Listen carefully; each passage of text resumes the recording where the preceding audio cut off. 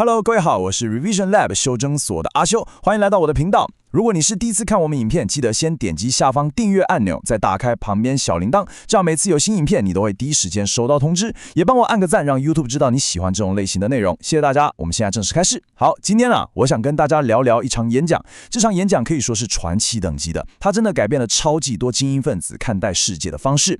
主讲人是瑞典一位已故的数据科学大师汉斯·罗斯林。他最厉害的地方就是可以用几张超级简单的图表，就把大家脑中那些根深蒂固但其实完全错误的认知整个打掉重练。所以你准备好让你的大脑重新开机了吗？我们就来看看这些堪称你看过最棒的统计数据。OK， 在我们深入之前，我想先问大家一个问题：你脑中关于这个世界的印象，这个剧本真的是正确的吗？还是说，它其实早就过时了，是个几十年前的老旧版本？你可能会想说，阿秀，开玩笑吗？我每天都在看新闻、滑手机，资讯这么发达，我怎么可能不知道世界长怎样？先别这么有自信。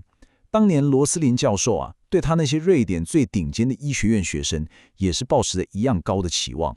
你想想，这群人绝对是瑞典最聪明、资讯最 update 一群年轻人，对吧？但测验出来的结果呢？我跟你保证，绝对会让你大吃一惊。重点来了。罗斯林教授就给这些顶尖学生做了一个小测验，内容都是关于全球发展的基础常识，像是全球儿童死亡率、疫苗覆盖率之类的，总共5个问题，而且都是2选1，够简单的吧？结果这些精英学生平均只答对了 1.8 题。1.8 题是什么概念？如果我今天去找一只黑猩猩，在他面前放2根香蕉，一根代表 A 选项，一根代表 B 选项，让他随机去选，纯靠几率，他答对的期望值会是 2.5 题。你真的没听错，这些瑞典最聪明的学生，他们对世界总体样貌的理解程度，竟然显著低于一只黑猩猩随机乱猜的结果。这不是很扯吗？这已经不只是不知道答案而已了，这代表他们脑中所相信的那个世界样貌，是系统性的、持续的偏向错误的那一边。这就引出了一个核心问题，罗斯林称之为无知问题。但这真的只是单纯的无知吗？接下来这一点超级重要。罗斯林教授后来发现，问题的根源其实不是单纯的不知道，而是更棘手、更麻烦的预设想法。这是什么意思？意思就是我们每个人的大脑里面都有一套关于世界是怎么运作的剧本或地图。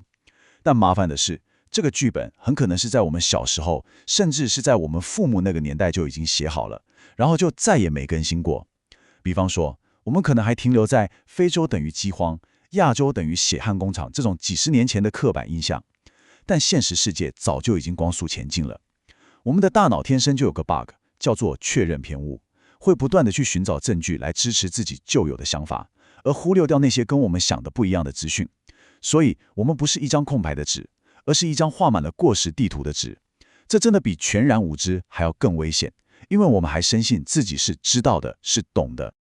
好，那我们脑中到底有哪些根深蒂固需要被更新的过时剧本呢？今天我们就来拆解第一个，也是影响最广、最深远的迷思——两个世界的错觉。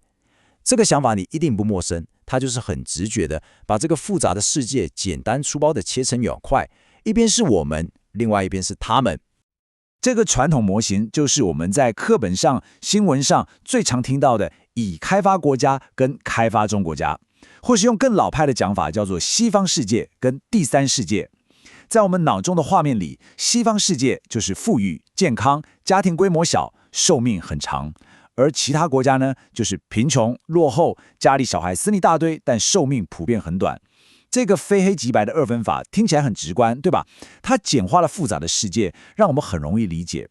而且老实说，在过去某个时间点，它确实很大程度上反映了当时的现实。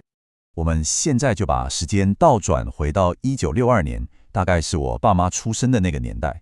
当时的世界真的就长得跟这个2个世界模型差不多。我们先来看一下这张图，我带大家理解一下。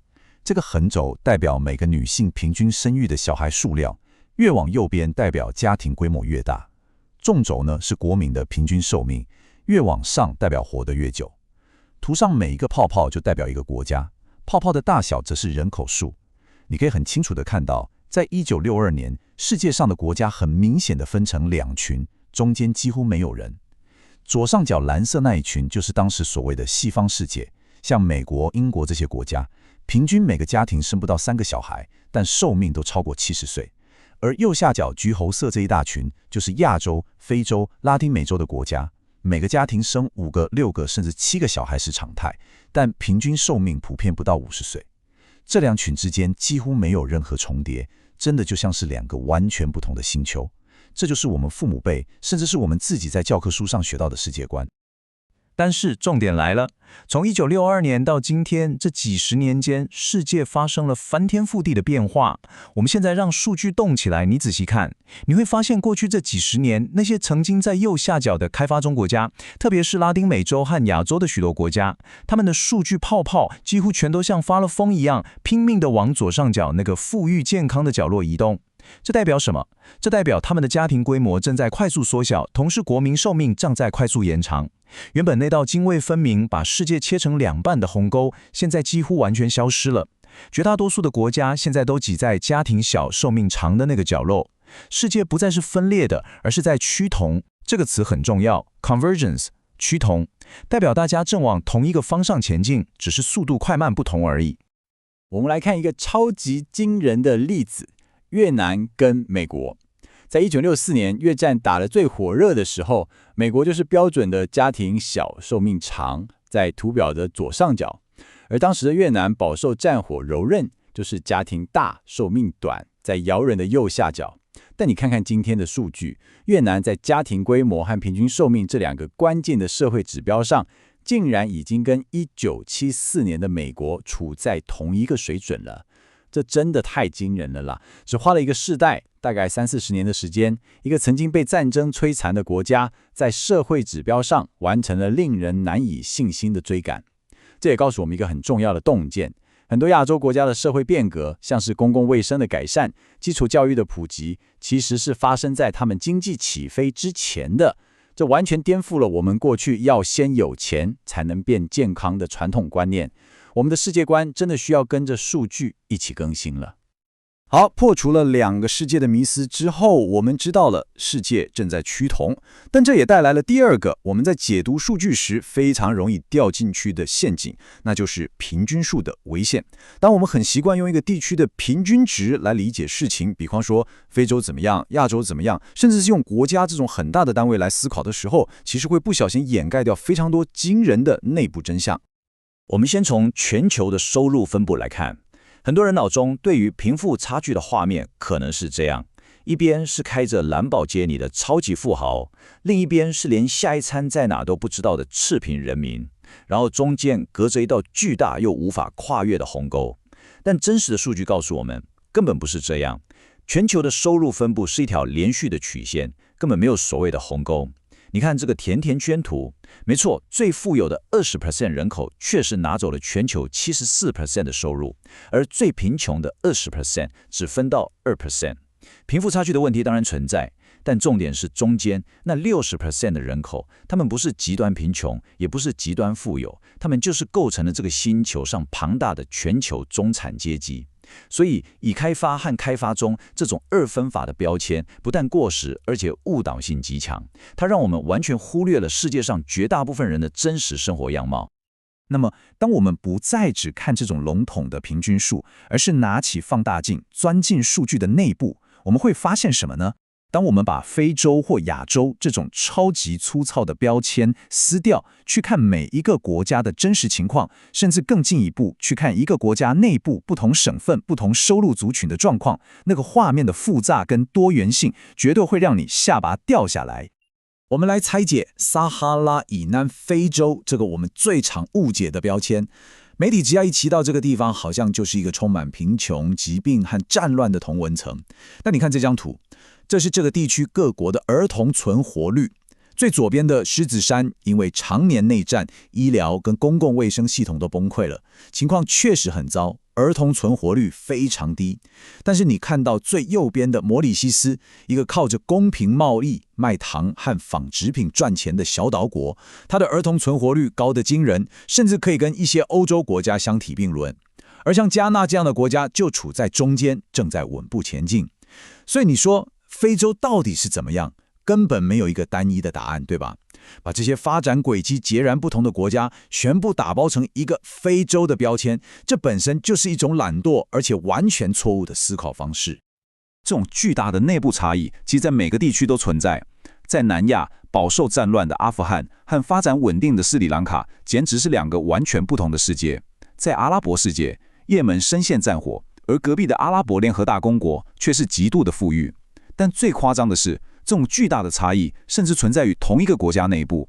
接下来这个数据你注意听，奈及利亚国内最富有的那20% 的人，他们的生活水准和健康状况，竟然比南非国内最贫穷的那20% 还要好。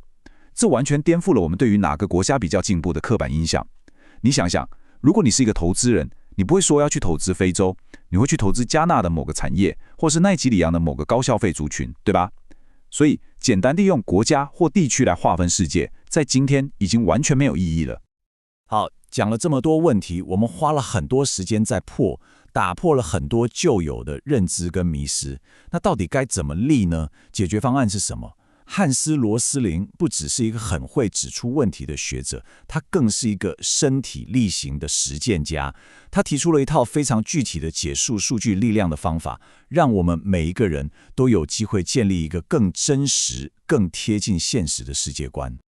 问题的核心其实很简单，这些能够更新我们世界观的关键数据，很多都是由联合国、世界银行、各国政府这些公共机构出资收集的。理论上，它们是属于所有人的公共财产，但实际上呢，这些珍贵的数据都被锁在层层的密码和古老格式的资料库深处，呈现的方式又超级无聊，全部都是密密麻麻的表格，一般人根本接触不到，更不用说去理解它了。这就像是我们明明活在一个有 Google Maps 的时代，却还被迫要用一张几十年前破破烂烂的纸本地图在开车，你说能不迷路吗？所以前进的道路其实非常清晰。罗斯林提出了革命性的3步骤：第一，让数据免费，这些数据是纳税人的钱做的，本来就应该免费提供给学生、创业者和所有公民使用。第二，让数据可搜寻，光是开放还不够，必须要像我们用 Google 搜寻一样，让大家可以很直觉、很轻松地找到自己想要的资讯。第三，也是最关键、最革命性的一步，就是让数据视觉化，因为我们的人脑真的不是设计来读懂那些枯燥的统计表格的。我们的大脑是一个超级强大的模式辨认机器，我们需要的是直观的会动的图表，才能真正看见数据背后隐藏的故事和趋势。为了实现这个伟大的理想，罗斯林和他的儿子、媳妇一起创办了一个非营利组织，叫做 Gapminder。这个名字取得非常有趣，是来自伦敦地铁的广播 Mind the Gap， 就是提醒乘客小心越台间隙。而他们要做的，就是要弥平数据和公众理解之间那道巨大的鸿沟。他们的做法其实很聪明，就是开发软体，把那些沉睡在联合国、世界银行资料库里的数据给挖出来，然后跟他们自己设计的生动有趣的视觉化工具连接起来，让任何一个普通人都能够成为数据分析师，亲手去探索这个世界。透过像 Gapminder 这样的工具，到底有多少数据被释放出来了呢？答案是超过500个全球性的变数。这是什么概念？从各国的人均 GDP、网络使用者数量到二氧化碳排放量、女性识字率等等，现在你就可以自己上网自由组合这些变数，然后在时间轴上拉动，亲眼看到这个世界的动态变化。你可以去探索，台湾的人均寿命和南韩、日本在过去50年是怎么变化的，或是各国的女性教育程度跟他们的生育率之间到底有没有关系？这才是真正让数据为我们服务，帮助我们每一个人去建立一个更贴近真实的世界观。好，我们来快速总结一下今天的重点。第一，我们对世界的很多认知其实是基于早就过时的预设想法，而不是现实。而且这比单纯的无知更危险。第二，过去那种以开发对决开发中的二元世界观已经崩解了，真实的世界正在趋同，而且内部的差异极大，用国家或地区当标签已经没有意义。第三，解决方案就是将公共数据免费化、可搜寻化，以及最重要的视觉化，才能真正打破迷思，让我们看见真相。今天我们透过汉斯·罗斯林的眼睛，看到了数据如何讲述一个关于世界进步的、充满希望的全新故事。